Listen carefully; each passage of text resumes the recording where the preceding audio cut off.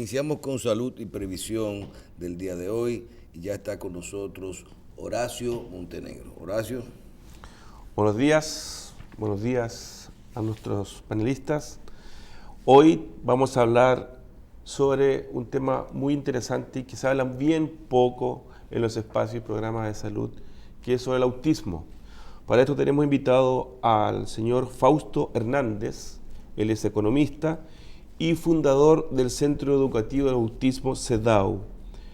Les damos la bienvenida, señor Hernández. Muchas gracias por estar aquí. Muchas gracias a ustedes y espero que en esta oportunidad muchas familias se enteren de cómo pueden ayudar a sus hijos. Aunque sabemos que es un breve espacio, todavía hay muchas opciones que se pueden hacer y la idea es no solamente empezar temprano en el abordaje terapéutico, sino ser asertivo en el abordaje terapéutico. ¿Cómo un economista entra a este mundo y lidera un centro educativo para el autismo? Esa pregunta se sospecha que me la deben hacer y es la primera vez que me la hacen. Todo tiene su historia. Es lo mismo que preguntarle al doctor Julito Jacín cómo termina de médico a analista político. Yo tuve la experiencia que en el año 2009 mi hijo fue diagnosticado con autismo a los 20 meses. Seguí la ruta normal del mercado, de los abordajes terapéuticos a base de psicoterapia, y a los 3 años y 6 meses el nivel de desarrollo de mi hijo medido en los Estados Unidos fue de 6 meses. O sea, a los 3 años y 6 meses él tenía un nivel de desarrollo de no más de 6 meses. Entonces yo sencillamente me dediqué al abordaje terapéutico en términos personal de mi hijo, a estudiar mucho, a fijarme en el entrenamiento que yo tenía de mi formación académica como técnico analista químico, economía y matemática, y sencillamente plegarme a lo que son las estrategias previstas por el uso del método científico. Yo me dediqué a la observación minuciosa de mi hijo y a tabular cada una de las conductas supuestamente típicamente autistas por la sabiduría convencional. Doctor, cuando uno habla de autismo, usted menciona el caso suyo en particular, que debe ser normal para los demás. Me diagnosticaron mi hijo a los 20 meses de autismo. ¿Cuáles son los síntomas o los componentes que permiten a uno identificar cuando tiene un hijo autista? ¿Y a qué edades normalmente esto se percibe? Porque me llama la atención lo de los 20 meses. Bueno, en el caso de mi hijo fue hasta prematuro, porque la idea convencional es que hay que esperar hasta después de los 2 años por un tema que tiene que ver con el desarrollo de la vaina de la mielina, que todavía no está bien desarrollada y que de alguna manera impacta en el tema cognitivo, desarrollo del lenguaje y todo eso. La norma es que cuando te diagnostican con autismo, normalmente tiene que ver con conductas, que son señales o biomarcadores o como se quiera llamar. Entonces, el primer biomarcador importante es lo que le llaman el eye contact, el contacto visual. Y hay que ser entrenado para darse cuenta que ese... Los autistas no hacen contacto visual, se quedan suspendidos. Es la norma, pero no necesariamente tiene que ser así. Lo que le digo que es un biomarcador para empezar la sospecha de autismo, que es un concepto con el cual yo no estoy nada de acuerdo. Lo lógico es decir que hay un trastorno generalizado del desarrollo, porque de alguna manera lo que está colapsando es todo el metabolismo del niño a nivel del cuerpo. El cuerpo está colapsando y ese trastorno del cuerpo está llevando lo que se llama un trastorno neurológico. O sea, yo, complementando la pregunta de Michelle, yo creo entender el fondo. Para todas las personas de nuestra audiencia que están viendo el programa, unos padres, ¿cómo identifican que su hijo recién nacido o a los 20 meses o al año o a los 2 pudiera tener autismo? ¿Cuál es el mensaje que usted le puede dar a esas familias para que puedan identificar y comenzar ya llevar al niño al médico para que pueda ser evaluado por un potencial enfermedad de este tipo? ¿Enfermedad? De este tipo, condición. Es la primera cuestión que yo trato de siempre de puntualizar. Autismo no es una enfermedad. Por eso cuando te dicen autismo no tiene cura, yo estoy de acuerdo, porque lo que se curan son las enfermedades. Y el otro tema es que es una condición. Han tratado del año 1911 de tratar de mostrar que es una condición. Sin embargo, nadie nace autista, ni nadie está condenado a ser autista para toda la vida. Y el otro problema tiene que ver con que... hay autistas que se corrigen. Claro, si usted se cae en el baño y se rompe un hueso, usted se recupera, no se cura. Nunca se le va a olvidar la caída y la rotura del hueso. Una cosa es recuperarse y otra cosa es curar o sanar. Se curan y se sanan enfermedades. O sea, en ese sentido... Pero una persona autista, después de su debido tratamiento y el tiempo, y se dan casos de que puede restablecer y ya en otra edad puede volver a hacer una vida totalmente normal e independiente. Muy normal, muy independiente y hasta de éxito. Y por eso digo, depende de la asertividad en el protocolo de tratamiento, que es lo que yo he hecho durante 7 años. Desarrollar un protocolo de tratamiento a partir de una versión alternativa de lo que es autismo. Y el punto de partida es, y reitero, no es una enfermedad y no es una condición. Un niño que tiene autismo tiene 3 problemas centrales.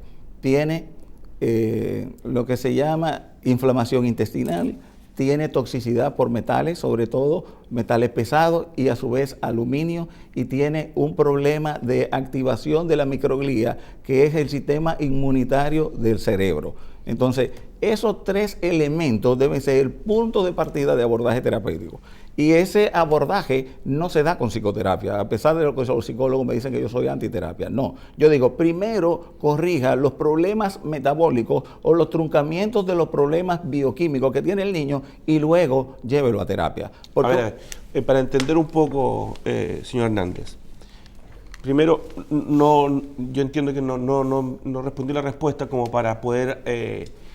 iba a llegar ahí porque le contesté a Michelle primero. ¿Cómo poder identificar una familia que un hijo tiene una potencial condición de ser autista?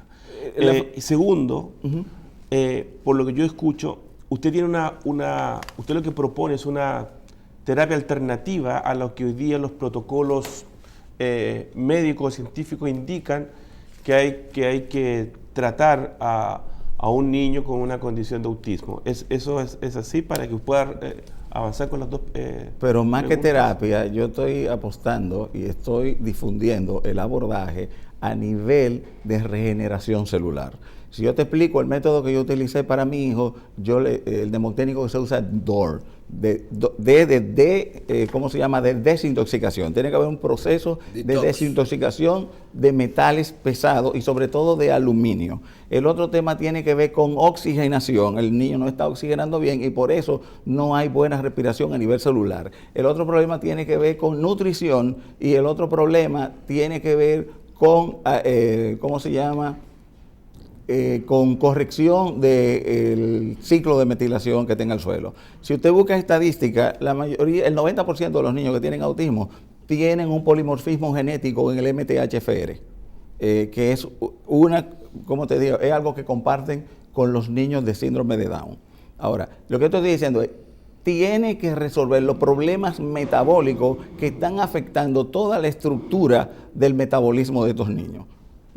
Y el principal elemento es justamente la toxicidad por aluminio.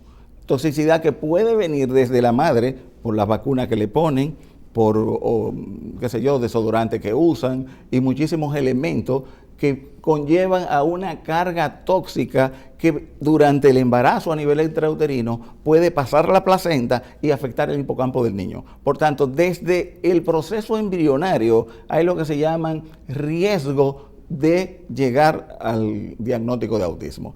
Y sobre la pregunta particular de cómo identificarlo, mira, los padres normalmente no tenemos el entrenamiento para identificarlo, pero tenemos sospecha. La principal sospecha es el contacto visual que se pierde. El otro elemento clave es la falta de lenguaje. Y el otro elemento que yo diría muy tipo es un tema de hiperactividad. O sea, esos 3 elementos te conllevan a la sospecha. Como unos movimientos raros, ¿verdad? Se le llaman estereotipias, sí. Bueno, pero hay que gente que tiene que entenderlo.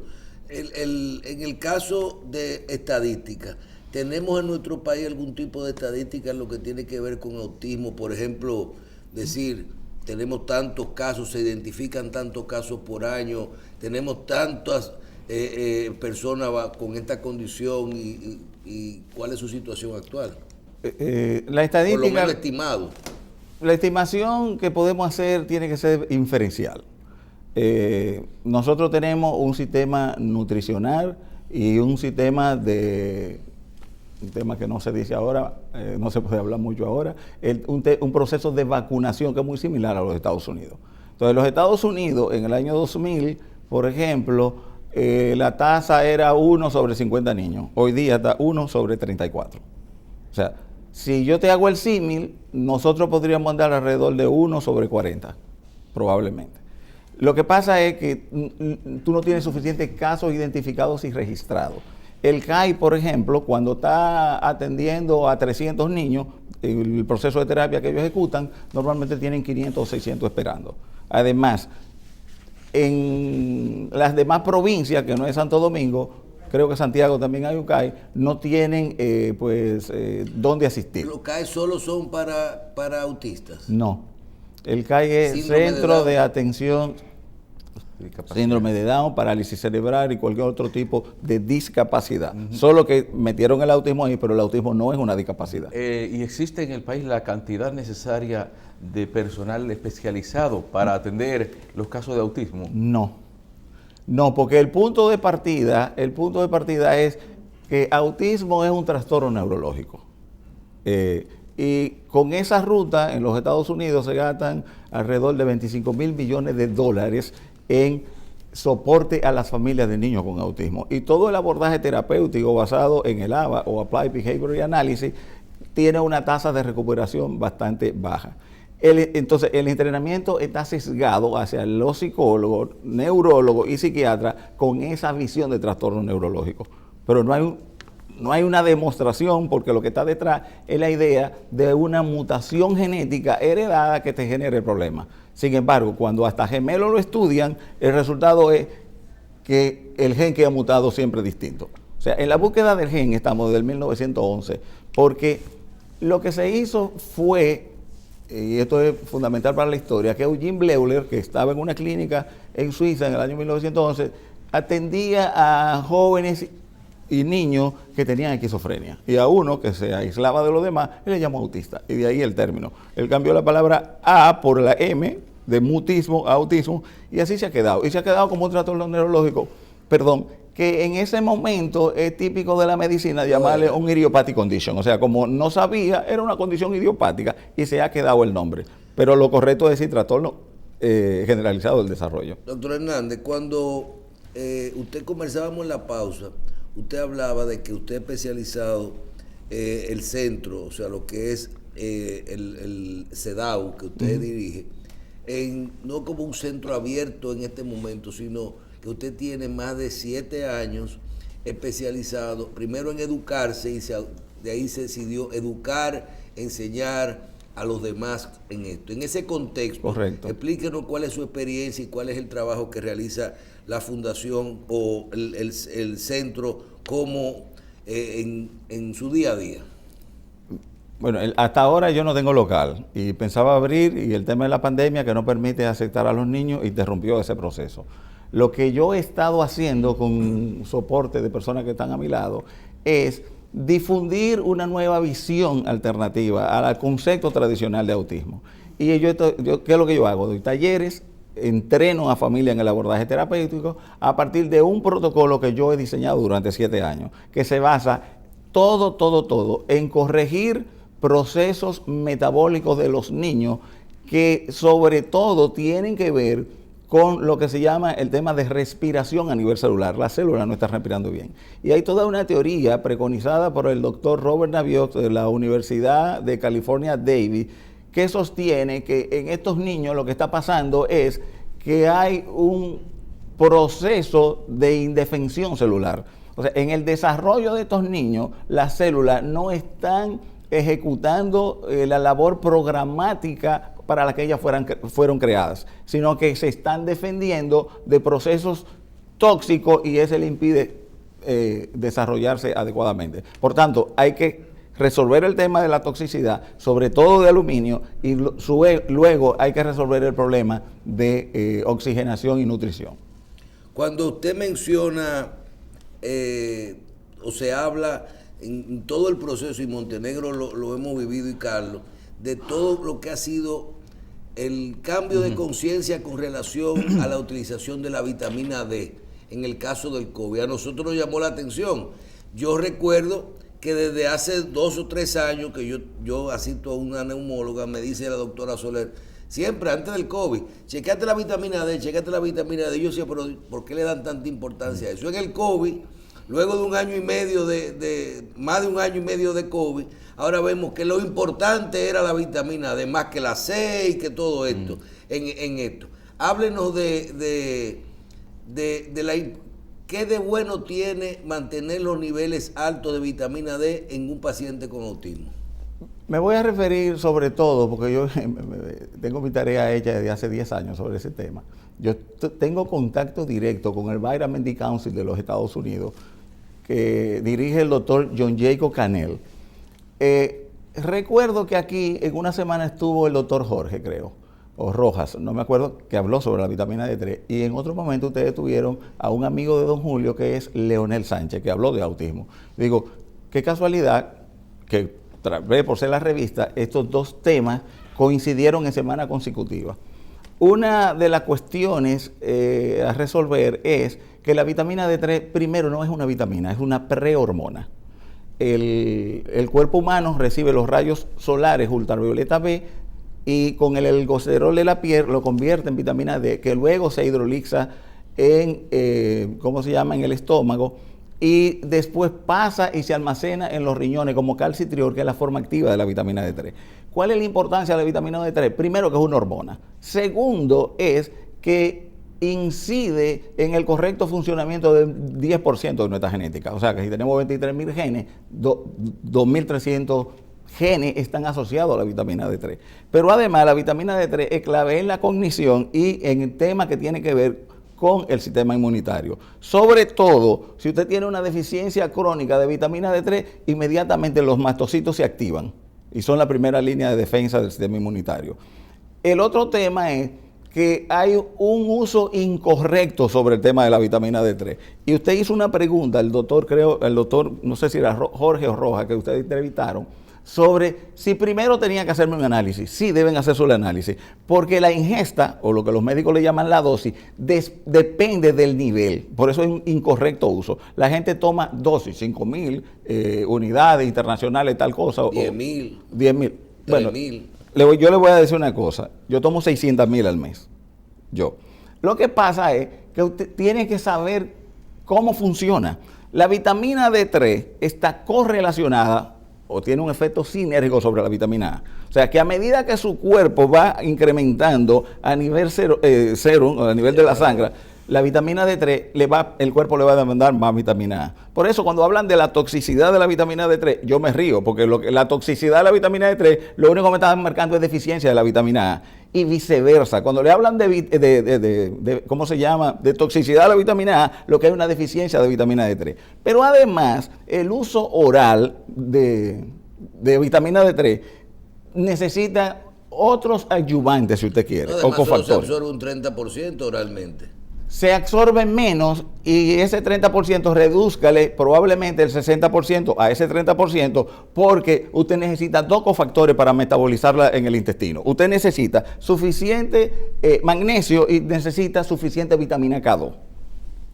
¿De acuerdo? Entonces, por eso la vitamina D3 resurgió de la ceniza con el tema del COVID. Por eso es que cuando uno compra algunas vitaminas, te dicen a ti calcio, magnesio en la misma pote y abajo dice vitamina D3, te juntan algunas proporciones, aunque muy bajita la dosis, pero te la juntan las 3. Te hacen el combo por una particularidad. El calcio, y usted lo mencionó ahora, uno nunca debería,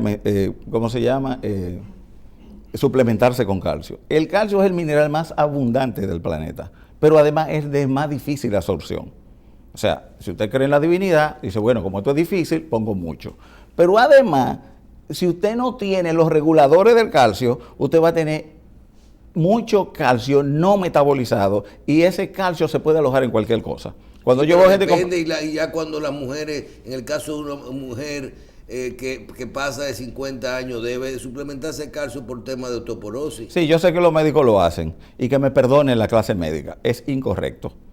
Porque además, en el proceso de decomposición de los huesos y de reestructuración de los huesos, usted se está desprendiendo calcio también de los huesos. Por tal razón, usted no lo puede corregir.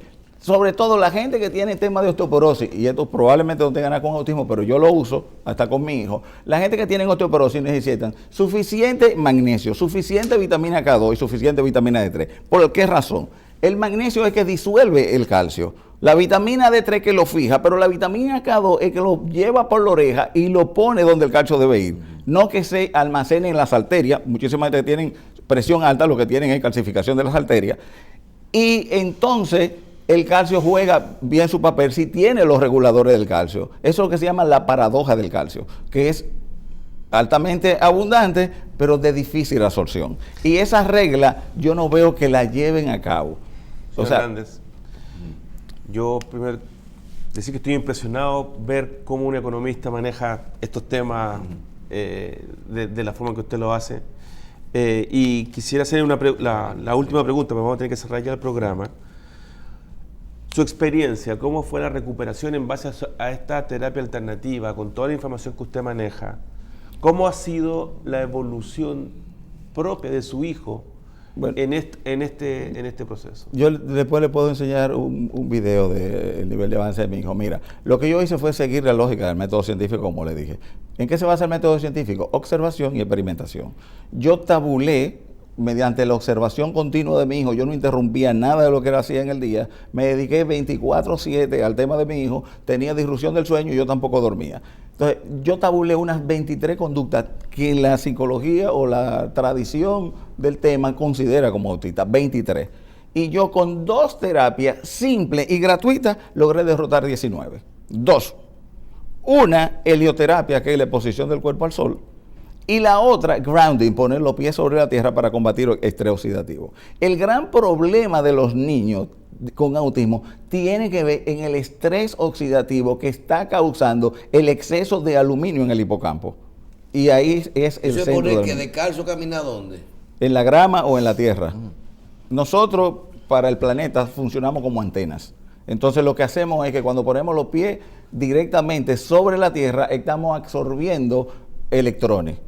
O sea, que caminar en la playa es bueno. Caminar en la playa es bueno, caminar en el bosque es bueno, en el parque, sin camisa, todo eso es fabuloso. Hay un tema que se está desarrollando ahora que le llaman Nation Deconnection Syndrome, o sea, el síndrome de la desconexión de la Tierra.